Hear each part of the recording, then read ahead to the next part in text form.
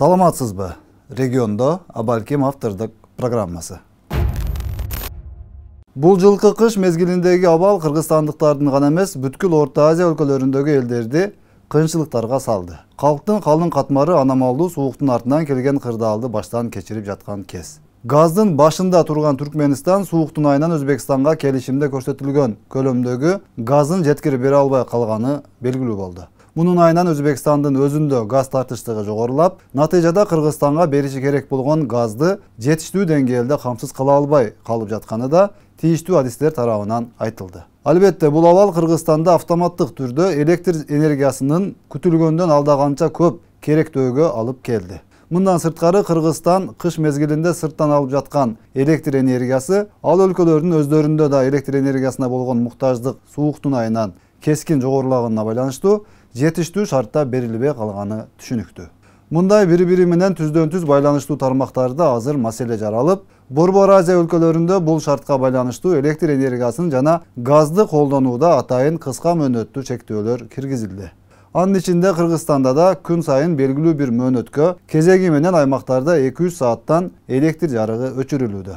Бирок бул жагдайды ыкчам чечүүгө бүгүнкү күндө мүмкүн эместиги. Аны үчүн Кыргызстан алдыда пландап жаткан чакан ГЭСтерди жана ири ГЭСтерди тез арада куруп бүтүрүшү зарыл экендиги баарыбызга түшүнүктүү болуп турат. Эми ал ГЭСтерди бир аптада куруп бүтө албашы анык болгон соң, демек сабырдуулук менен бул сыноолордон да биримдик ынтымак менен өтүүгө туура келет.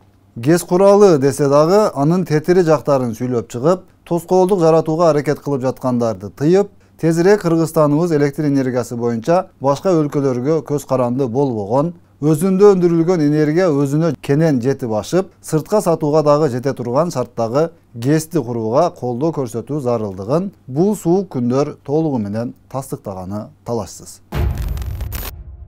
Эгемендүүлүк алгандан бери жок дегенде ушул энергетика тармагын толугу менен жаңылап, Союздан калган эски тетиктерин бүт алмаштырып, чакан ГЭСтерден керегинен ашыра куруп, камбарата бир ГЭСин куруп бүтүрүп коюшса болмок. Бирок тилеге каршы биздин өлкө башчыларыбыз мындай чечкиндүү кадамдарга барып, ыкчам түрдө ушул көйгөйлөрдү чечип бере алышкан жок. Эми учурдагы президент Садыр Жапаров камбарата бир ГЭСин курулуш иштерин баштап, аны мүмкүн болушунча тезирээк аягына чыгарууга аракет кылып баштады. Чакан ГЭСтерди куруу боюнча да аракеттер натыйжа бере баштады.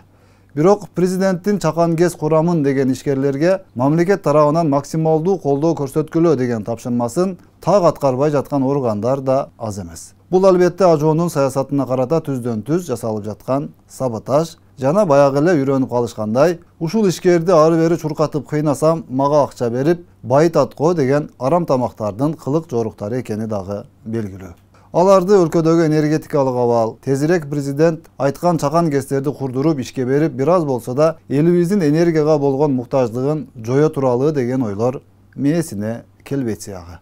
Алардын мээси жалаң гана кантип өзүмдүн жеке кызыкчылыгымды ишке ашырсам болот, кантип ушул жарандан пара алсам болот деген гана программанын алгагында иштеп калганбы, айтор ушундайлардан коомубуз такыр арыла албай койду.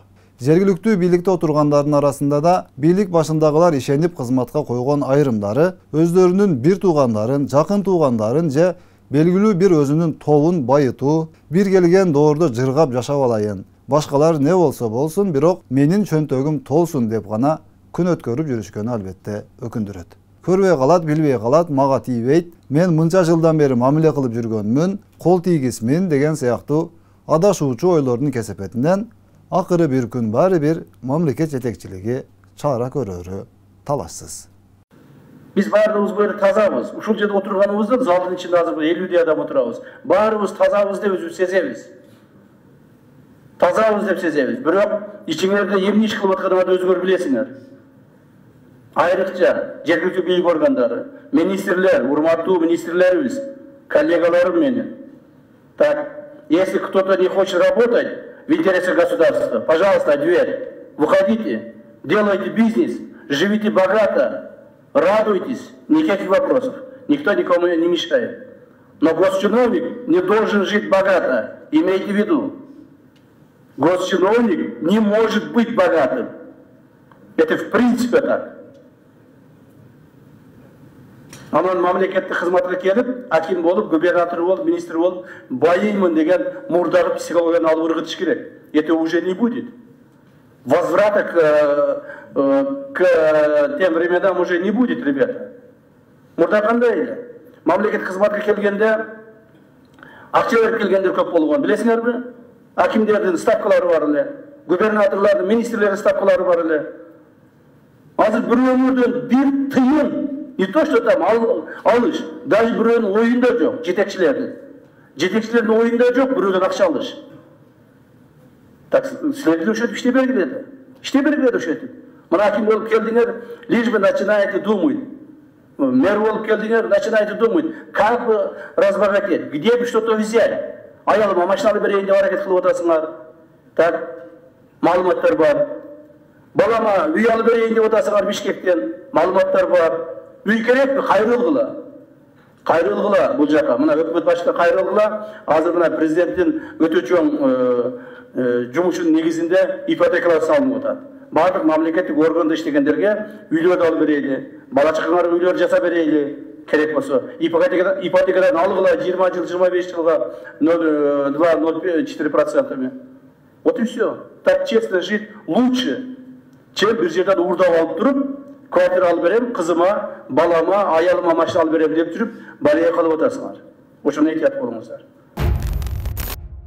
Эми социалдык тармактарда укук коргоо органдарындагы акыркы жагдайларга карата талкууланып жаткан маселелер боюнча. Милиция менен атайын кызмат тартышып жатат, прокуратура менен атайын кызмат бир нерсе талашып жатат деген сыяктуу блогер чалыштардын сөздөрү албетте мамлекеттик органдардын имиджине, жалпы бийликтин абийирине көлөкө түшүрүү аракети экени белгилүү. Бул иштер УКМКнын, ИИМдин жана башкы прокуратуранын башчыларынын атайын макулдашуусу менен аталган органдардагы колу таза эмес кызматкерлерден арылуу, тазалануу максатында, мыйзамдуулукту бекемдөө максатында жасалып жаткан аракеттер экенин унутпасак болгону. Мындан дагы саясат жасап, УКМК төрагасы менен башкы прокурордун мамилесине бир нерсе болгон окшойт, ИИМ министри менен УКМК башчысы урушуп калган окшойт деп интрига жасагандан көрө, кайсыл бир орган кызматкери сизден пара талап кылып жаткан болсо, тийиштүү мекемелерге кайрылып, жемкорлукту кыскартууга жардам бергениңиз оң. Өзү чын-чынында келгенде, кайсыл гана мамлекеттик органдын таза эмес кызматкери болбосун, эч жерде иштебеген, иштесе дагы таасири жетиштүү эмес, күчтүү тааныштары жок карапайым мекемдештерибизге гана болгон күчүн көрсөтүп тайрандашат. Болбосо кызмат ордунан эле кетирип, колундагы ишенген кызматтык күбөлүгүн алып, көчөгө чыгарып эле койсого, өпкөлөнбөй, эч кимге катуу сүйлөй албай эле, кыялында учуп жүргөн асманынан жерге түшүп, сиз менен бизге окшогон жөнөкөй гана адамга айланат деңизчи. Ал үчүн анда кызматкерлер тууралуу тийиштүү маалыматтар тийиштүү жерлерге өз убагында берилиши гана керек. Биздин гражданыбыз ошол ГКМБнын бир тергөөчүсү чоң суммада акчаны требует этип атат деп конкрет мага келип өзү зайымын менин колума берген. Аны биз реализовать этиш үчүн генеральный прокуратурага бердик. Генеральный прокуратура менен жетекчилиги менен, МВД жетекчилиги менен кошунуп, сүйлөшүп туруп, реализовать этип ошол зыятчыкты кармадык. Мана ушул гана случай. Ал адам эгер мага жете албаса жүрмөк да ыйлап. Эгерде биз ушул майор экен ал болгону, жаш эле жигит экен. Эгер ошону токтотуп калбасак, муналары дагы көптөгөн, жүздөгөн адамдардын убалына калмак алчы. Канчалык адамды сыздатмак, канчалык адамды бейкүнө отургузмак, канчалык адамдардын акчасын алмак. Мына. Ал эми бул жерде көптөгөн адамдар, көптөгөн маалымат каражаттары ушул боюнча мамлекеттик органдарды туура эмес коомго маалымат бергендиги үчүн алардын жоопкерчилигин карап чыгыш керек. Вся операция, вся работа проводится под четким наблюдением и поручением президента нашего уважаемого. Все государственные органы должны это знать и поддерживать решения президента и государственных органов. Андай кылбастан кебекиңер шыбыраша баштадыңар. Ой, мына уруш башталды, талаш башталды, тытыш башталды. Эмне болот экен, кандай болот экен деп тааныштарыңарга чала баштадыңар. Вы думаете, мы вас не слушаем? Я вам еще раз говорю, все государственные органы, все руководители находятся под наблюдением.